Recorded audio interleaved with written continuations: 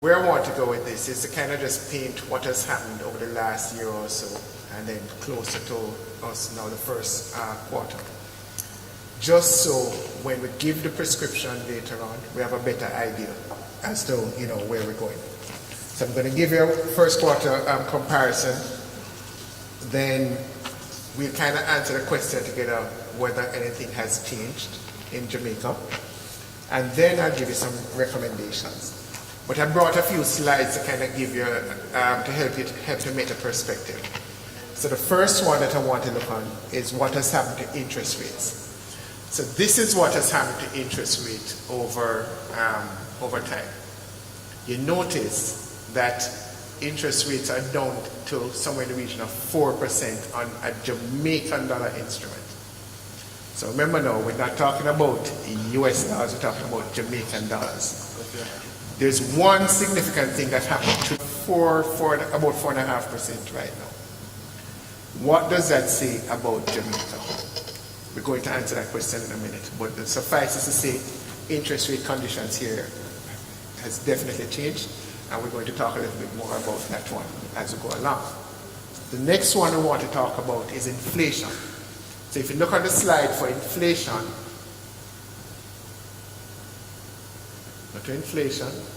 look on what has happened to inflation. There was a time in 2016 when our inflation rate was the same as the US. Remember, the US is our major trading partner. So we always want to kind of, compare ourselves with them to see where we stack up or how we stack up against them. Inflation rate in the US was the same as Jamaica in 2016. And now we're about 200 basis points apart. Their inflation rate is somewhere in the region of 2%, we're somewhere in the region of 4 or 4.5%. What does that tell you again? That has a definite impact on interest rates, because there's always this interest rate parity. I don't want to get too technical and get too much in economics here, but the truth is, if our inflation rate in Jamaica is higher than that of our major trading partner, then our interest rates have to reflect that. So I'm telling you this part of the story because there's a point to come that we're going to have to answer the question about where interest rates are going. So the next slide that I want to look on is to go to the question about have we seen the low in terms of interest rates. See what is happening with the red line. The red line is the US 10-year Treasury note. The blue line is the Jamaican interest rates. See at the end when the US 10-year Treasury note yields turn up, what has happened to Jamaica interest rates? They turn up too. The reason I'm making this point is that there is a belief that interest rates in Jamaica can continue to go down. If interest rates in Jamaica continue to go down, then that's good for Jamaica, because there was a time that Jamaican interest rates were in the region of 40%, and we all could live good at 40%. We live good at 40% because inflation was 80%. So yes, you were earning a lot of money, but you were paying a lot of it out in terms of inflation. So inflation was pretty much eating it up. So the moral of this story is that things have gotten better for the credit card Jamaica. And when things are better for the credit card Jamaica, it's good for us, for those people living in Jamaica. But the returns that you used to see on Jamaica credit, the high returns, they're gone. So I'm telling you this to say that now you have to get used to the low returns in Jamaican dollar terms. What do you do as a result of that? And I'm going to cut through some of the slides because in the interest of time, and then we can answer some of the things in the Q&As. The situation with Jamaica is that the government used to be the major bar in the marketplace. We used to always complain that the government is really outdoing the marketplace. So you are in business, you wanted to borrow money to do your business, but because the government was paying all these high rates on monies that they borrowed, you had to pay a higher rate if you wanted to get the monies before them, or if you wanted. So the government over time have taken their fiscal responsibility more seriously. And the same government of Jamaica, I'm not talking about the parties now, the same government of Jamaica who used to use one new issue to repay the old issue. So you're borrowing from Peter to pay Paul kind of thing, right? Is now the same government of Jamaica that is now paying back debt. So think about it. Government of Jamaica used to always go to the marketplace, raise a new debt to repay the existing one. The government of Jamaica is now repaying debt. So you know what that means? Interest rates will go down. There's usually a consequence of interest rates going down, and that is the exchange rate. If you notice last year, the exchange rate actually appreciated here in Jamaica. Not depreciated, appreciated. Now you ask yourself, how is that even possible? And part of the answer to that is that the credit card Jamaica got better, and as such our exchange rate got more competitive. But remember again, I pointed out to you that the inflation rate between Jamaica and the US was close. It's sort of widening now, but it was so close that it's not surprising that the interest rate was so low. And it's not surprising also that the exchange rate stayed intact. So again, the moral of the story is that the credit card Jamaica is doing much better now. So you as investors will now you can't rely on Jamaica anymore, on Jamaican government anymore. So you have to move in a different direction. The different direction that we're proposing right now is to move to corporate debt in Jamaica. The corporate debt market in Jamaica has become the best place to be, because now a company that used to compete with government to raise money is actually able to raise money easier and at lower rates in the marketplace. Last year alone, the commercial market here in Jamaica, commercial bond market here in Jamaica did $120 billion, right? In that same market, the capital market entities in Jamaica did almost $100 billion. What is that saying? That the market here is ripe, the corporate market. Now you ask yourself, how you get access to the corporate market? You get access to the corporate market here by buying into many of the portfolios that are managed here in Jamaica. We have 6 unit trust funds right now here in the VM group. 6 unit trust funds that invest in the corporate space here in Jamaica, so you can get exposure like that. You can get exposure also by buying the corporate debt directly, because we have a unit called our capital markets unit that actually structure those papers for the marketplace here, so you get direct access to them. And you want me to let me give you a quick example of what structuring a debt means. Right now, you have many companies out there that goes to the commercial bank to borrow monies to run their business. When you go to the commercial bank to borrow money to run your business, you have to pay principal and interest every single month. So the company is starved of its cash flow because it's paying back principal and interest every month. When you come to the capital markets, the structure is made to suit the company. So the company says, you know what, I need the cash to plug back in my business so that I can grow my business. So we say, you know what, you don't need to start paying principal now. You can start paying your principal 5 years from now. In the meantime though, you still have to pay your interest because the investors want to continue to live. So the investors will get their interest, but you won't have to make any principal amortization now. So it's flexible for you, the company, and it's flexible for the investor because the investor gets their return. What does that mean in our space?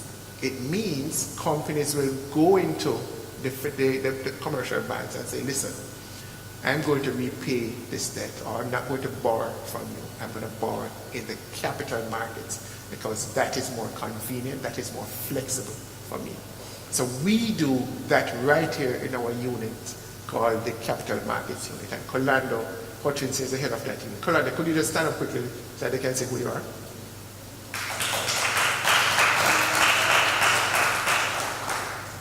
That is what the new Jamaica is looking like.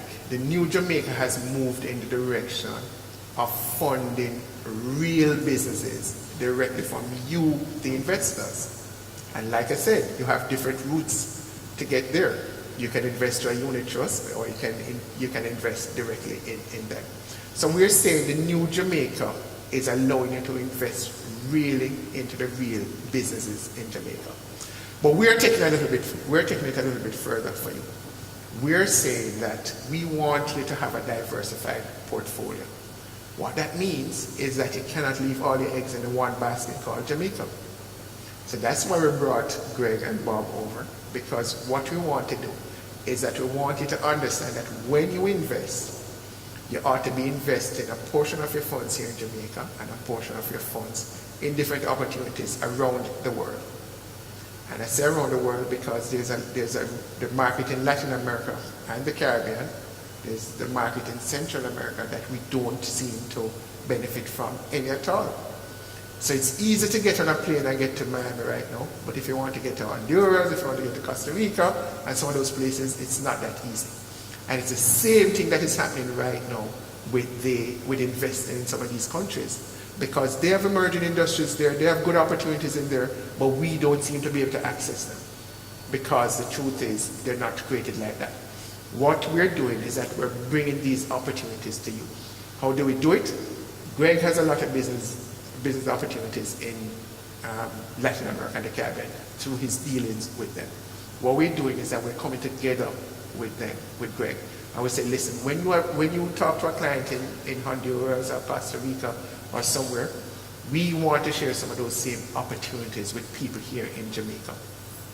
Right now, we're looking at investment opportunities in Costa Rica, and they look good. I'm sure many of you would love to see some of those, and many of you would love to access those. You say yes? Tricia said yes, so I agree.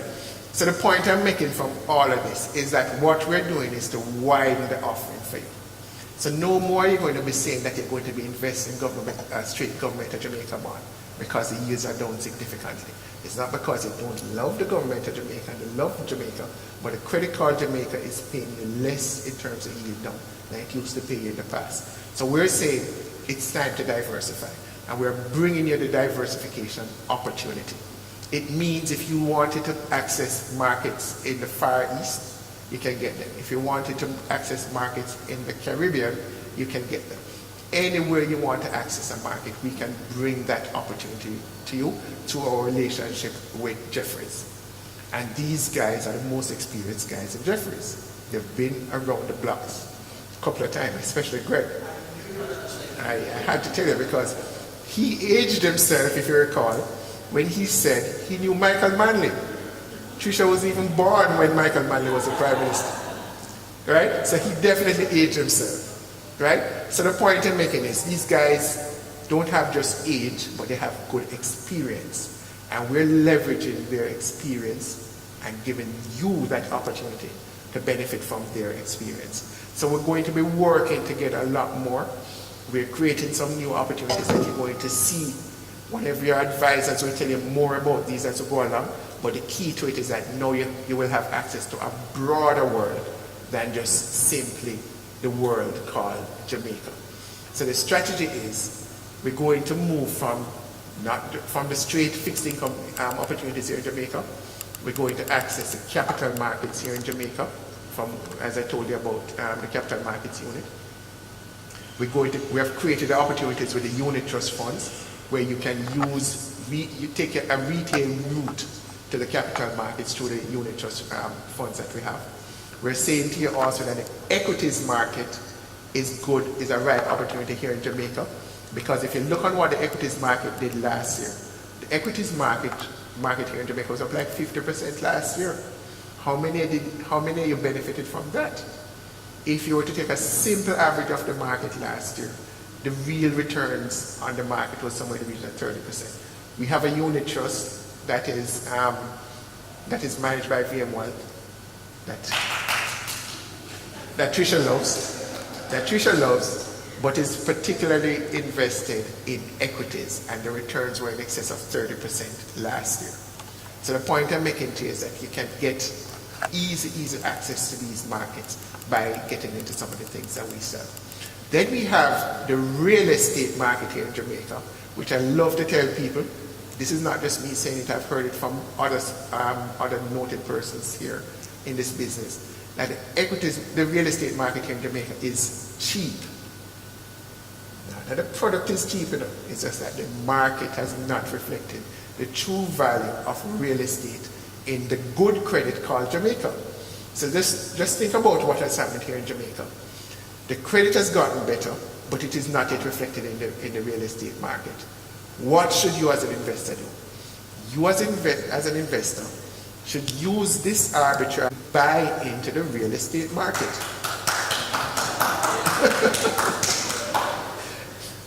The real estate market, as I said, is right, and you don't have to buy it individually. But let's say you wanted to buy it individually. You could get a mortgage from VMBS to buy it at less than 8% right now. You know that, right? Who said no? All right, so Suzette? So Suzette is a manager for our branch here in Montego Bay. And Suzette will get you those mortgages that you need to invest in the real estate market. Got it? Heard it? Turn around. Suzette, can you just stand up so they can see you? Please. Suzette Ramdan in Linton. Okay? Now, so that's the retail real estate. Let me tell you the other side of real estate that is picking up, the commercial real estate market. How many of you have seen all those buildings going up out at Bow, there too, right? What is happening is that the demand for commercial real estate here in Jamaica has skyrocketed, particularly because of the business process outsourcing business. That's a really good opportunity for Jamaica because, as we've always said, Jamaica has created some really good offerings, and sometimes we don't really see them until they're too expensive. I'm telling you that this is still an opportunity that has a good entry point that you'll get good returns out of when you enter the real estate market. Let me go a little further. The infrastructure business here in Jamaica is getting even better. I happen to have seen recently some plans for downtown Kingston, the waterfront, the areas near to the port, and those plans are amazing. And those opportunities are going to be funded from right here in Jamaica. Why am I telling this story? Because you as investors here in Jamaica will have access to those investment opportunities through us in the very, very, very near term. So again, remember I said real estate here in Jamaica was cheap? Just imagine the credit getting better, the infrastructure getting better. You've seen all those roads being remade in Kingston. Look on Marcus Garvey Drive, look at Mandela Highway. Look on the drive from Kingston over to Ocherius. The infrastructure in Jamaica has gotten better, but the real estate market has not yet reflected that. So this is a warning from me, so that you don't say you never heard it, that this is an opportunity for you to get into that marketplace. Another thing that is happening now is that the government has promised over the many years that they are going to be allowing some of their companies to raise capital in the marketplace.